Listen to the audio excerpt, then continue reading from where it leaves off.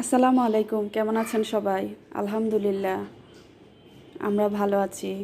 যে যেখান থেকে ভিডিওটি দেখছেন অবশ্যই লাইক কমেন্টস করবেন এবং আমার চ্যানেলটি সাবস্ক্রাইব করে নেবেন ভিডিওটি যদি কোনো অংশে ভালো লেগে থাকে অবশ্যই।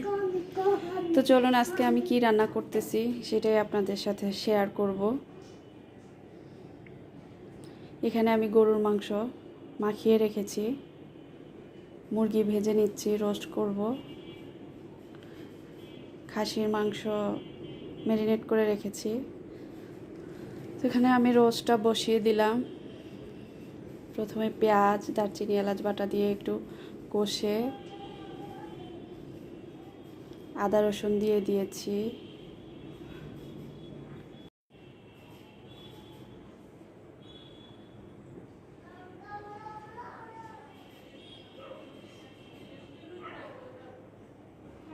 দিয়ে দিচ্ছি একটু লবণ, তারপর একটু মরিচের গুঁড়া,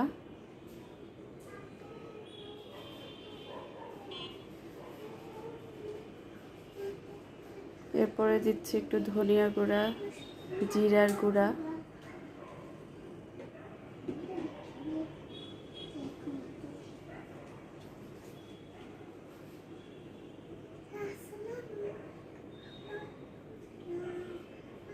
এলাচ গুঁড়া,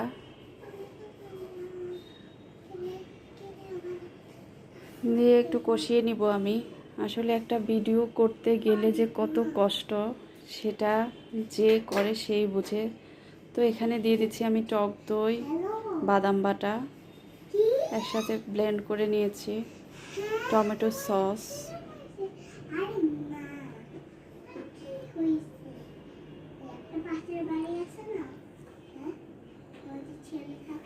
তারপর মুরগি দিয়ে দিব।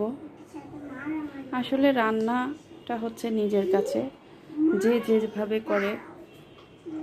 আমি শর্টকাটে রোস্টটা করেছি।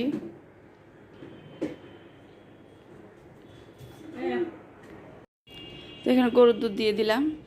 এই পাশে আমি খাসি মাংসটা বসিয়ে দিয়েছি।